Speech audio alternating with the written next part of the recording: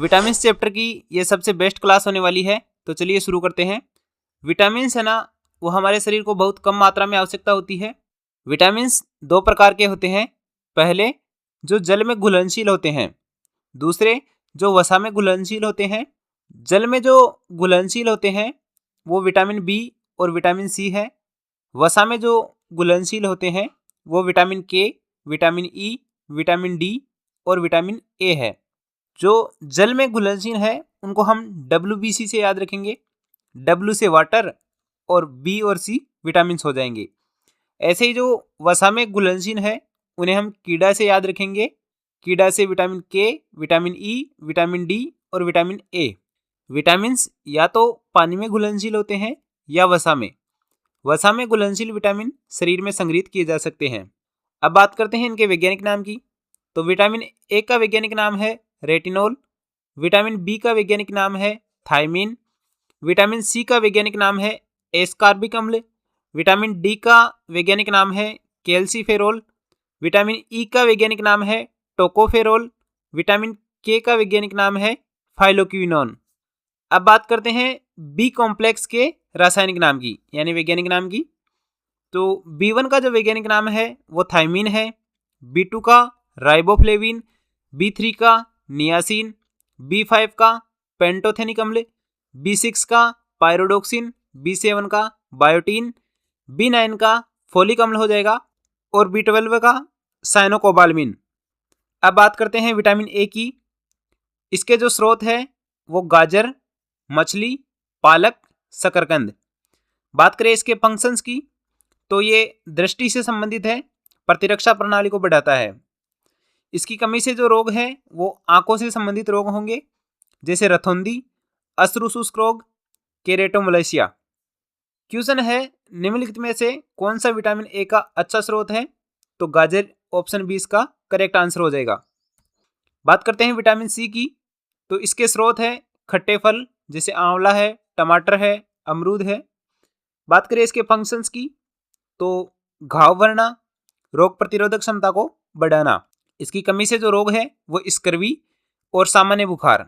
Scurvy जो रोग होता है उसमें मसूड़ों से खून आने लग जाता है। क्वेश्चन है सामान्य जुकाम के इलाज के लिए किस विटामिन का उपयोग किया जाता है? तो विटामिन सी इसका करेक्ट आंसर हो जाएगा। बात करें विटामिन डी की तो इसका स्रोत है सूर्य का प्रकाश और मछली का तेल। ध्यान रखना, मछली में विटामिन ए पाया जाता है लेकिन मछली के तेल में विटामिन डी पाया जाता है। बात करें इसके फंक्शंस की तो ये कैल्शियम का अवशोषण करता है, हड्डी के स्वास्थ्य के लिए अच्छा रहता है। बात करें विटामिन डी की कमी से रोग तो रिकेट्स और ओस्टियोमलेशिया। जब ये रोग बच्चों में होता है तो इसे रिकेट्स कहते हैं। जब यही सेम रोग वयस्क में होता है तो इसे ओस्टियोमलेशिया कहते हैं। इसमें व्यक्ति की हड्डियां कमजोर हो जाती है। क्वेश्चन है कौन सा विटामिन शरीर में कैल्शियम के अवशोषण को बढ़ाता है? तो विटामिन डी इसका करेक्ट आंसर हो जाएगा। अगला क्वेश्चन है मछली के लीवर ऑयल में डैश प्रचुर मात्रा में होता है? तो विटामिन ए और विटामिन डी दोनों इसका करेक्ट आंसर हो जाएंगे। बात करें विटामिन ई की तो इसे ब्यूटी विटामिन भी कहते हैं। इसके स्रोत की बात करते हैं तो नट्स, बीज, वनस्पति तेल, हरी पत्तेदार सब्जियां इसके स्रोत हो जाएंगे। इसकी कमी से रोग की बात करें तो बांझपन और समय से पहले बुढ़ापा आना। अब बात करते हैं विटामिन के की। इसके स्रोत हरी पत्तेदार सब्जियां। इसका फंक्शन की बात करें तो रक्त का थक्का जमाना। इसकी कमी से जो रोग है वो रक्त का स्त्रावण होने लग जाता है। क्वेश्चन है विटामिन के प्राकृतिक रूप से डैश में पाए जाने वाले जीवाणु द्वारा निर्मित होता है? तो इसका आंसर हो जाएगा आंत। जो हमारी आंत है उसमें कुछ बैक्टीरिया होते हैं जो विटामिन के का निर्माण करते हैं।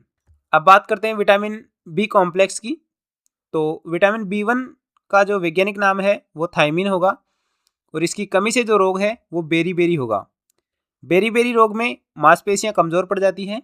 विटामिन B2 का वैज्ञानिक नाम राइबोफ्लेविन है और इसकी कमी से जो रोग है वो मुंह में छाले पड़ जाते हैं। विटामिन B3 का वैज्ञानिक नाम है नियासिन। इसकी कमी से जो रोग है वो पेलेग्रा होता है। इसे 4D डिजीज भी कहते हैं। पहले डी का अर्थ है डर्माटाइटिस, दूसरे डी का है डायरिया, तीसरे डी का अर्थ है डिमेशिया और चौथे डी का है डेथ। क्वेश्चन है पेलेग्रा डेस की कमी के कारण होता है, तो B3 की कमी के कारण होता है, जिसका वैज्ञानिक नाम नियासिन है। बात करें विटामिन B5 की, तो B5 का वैज्ञानिक नाम है पेंटोथेनिक अम्ल, और इसकी कमी से जो रोग है वो पैरों में जलन यानी कि बर्निंग फुट होता है।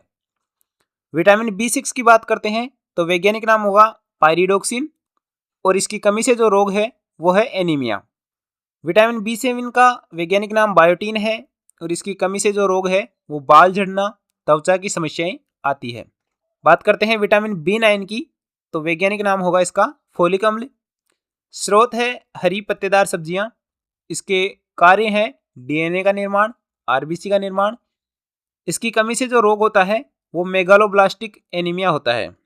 क्वेश्चन है मेगालोब्लास्टिक एनीमिया किस विटामिन की कमी से होता है, तो विटामिन B9 इसका करेक्ट आंसर हो जाएगा। अब बात करते हैं विटामिन B12 की, तो वैज्ञानिक नाम है इसका साइनोकोबालामिन।